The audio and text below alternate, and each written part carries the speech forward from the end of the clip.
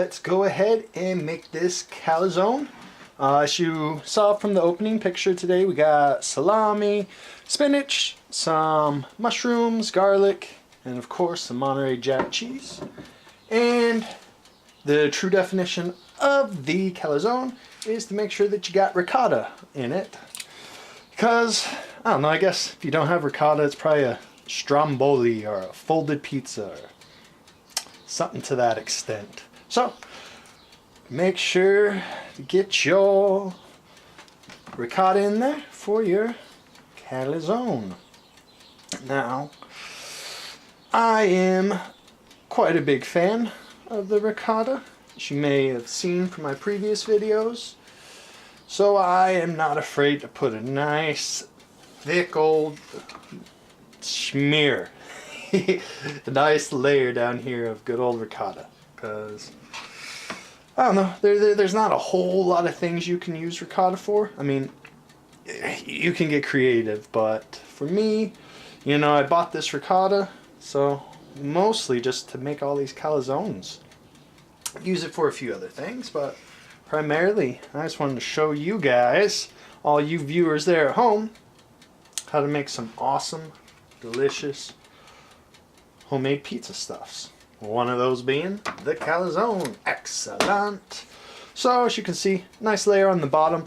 Gives you some really good protection, you know, of like from the bottom getting it burned. You know, everything that we're going to put on top, like the greasy salami, the cheese, it's all going to melt. It's all going to be stuck right on top of that and kind of marinated in that sense. Make it nice and delicious. So let's go ahead, get these beautiful salami on there. Alright, how do I want to do this? Let's go garlic. Garlic seems good for the next topping. Alright, come on, all the little bits. Come on out and play. Alright, you know, just a nice little bit of garlic in there. Let's go with the spinach next. Now I'm trying to keep everything away from the edge, because that's all going to be folded up in a little bit, so you want to make sure to leave, you know, a good little bit of space there so that we can go ahead and fold all that up easily. Alright, looking pretty tasty so far. Now let's see. Let's put our cheese on there. As I've mentioned this before, I like to kind of put the cheese in the middle, because if you put it on, you know, on the top of all the ingredients, then when the bread folds onto it, it just absorbs into the bread, and you know, it makes a good old cheesy bread. But in the calzone, you kind of want to have all these layers, so when you open it up at the end, that nice cheesy layer in there that's just heavenly, right? Just absolutely delicious. I got a little bit of leftover cheese, next to nothing. I might as well just throw in there, I guess, give it some color. And then our mushrooms. See, the nice thing about having these mushrooms on top is they got a lot of moisture in them. They're going to lose some of that when it cooks, so that moisture then falls on top of the cheese, melts into the cheese then melts into the spinach and the salami, and you kind of get a nice little mixture of all those delicious greases and natural waters from all the vegetables and everything. So alright folks, that's that's pretty much what we're looking at. It's kind of the easy part. Now I gotta fold it up, make sure it looks pretty, and then I'll throw it in the oven. As always, sorry for the ticking of the oven. That's just the model I have, and it just ticks. Always sorry about that, but oh yeah, come on, you can do it. And so I don't put any flour on my dough when I stretch it out for the calzone, just for the sole purpose that the dough is nice and sticky, so it sticks to itself real well. If you put flour on there, it likes to not stick nearly as nice.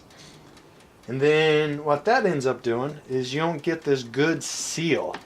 Because right now, as you can see, I've pressed that bread into itself all the way around. Make sure you get the whole thing sealed. So now we got a nice pocket, a little encapsulated, delicious little calzone there. Alright, now the folding, pretty easy. All we're going to do is put first I'll push it down. One finger, fold over it. One finger, fold over it. One finger, fold over it. Make sure it's nice and sticking to it. One finger, fold over. Then just go ahead, do that all the way around, making sure to give a nice hard press into it, which is all we're trying to do, is make sure all that bread is sticking to each other. We're making a really beautiful hot pocket of sorts, right? That's all a hot pocket is just a less fancy calzone. Or a calzone is a more fancy hot pocket, however you want to think of it. Then last thing we need to do is just put a little hole. As long as I got some hole in there, that means everything can escape all the steam when it cooks, and we're not going to explode our little guy here. And that's it. All I'm going to do is just pick this thing up, throw it in the oven. Make sure, here, well, I'll show it to you. I wasn't planning on doing this, but we can ad-lib a little bit. Let's see if I can get this. Let's see, trying to work some magic. Not too hard, folks. As always, I got my oven as hot as it can go on the middle rack, on broil, so that all that heat is just scorching that rock as much as we can possibly scorch it, get it as hot as we possibly can. So when the bread goes on there, get that instant golden crust, cooks up like a champ. I'm just gonna double check, make sure everything is still attached to the old calzone. Make sure we got good contact between all the bread. Looks good. See all the smoke coming off, letting you know that we're at temperature. Pretty much. Whoa, stay there. Don't be mean. And all I'm gonna do here, just take that off, and this can just set. Ooh, hear that crunchiness. Beautiful. Go in there, switch it up to bake. Just time. Then we'll check on that in a few minutes. Well, the calzone just finished up. So, let's take it out, look at it, judge it, see how it turned out. Alrighty, you guys. Which I can probably just.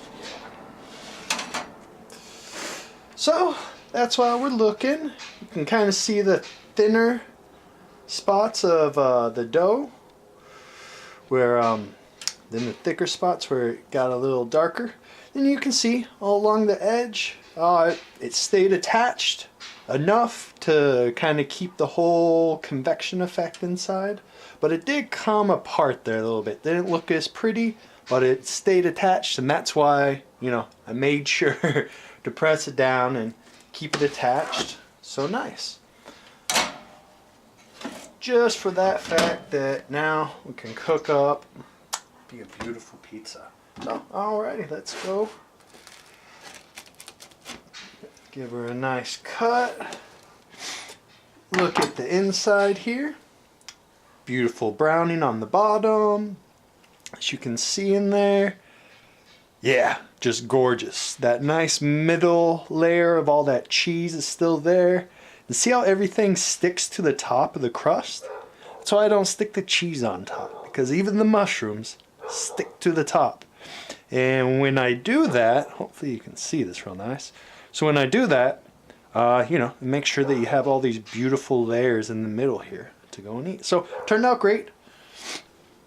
Just a little thin on the crust. Could be a little bit thicker, but turned out perfect. Definitely edible. And thanks for watching, guys. I'll hit you up with a new video soon, and enjoy.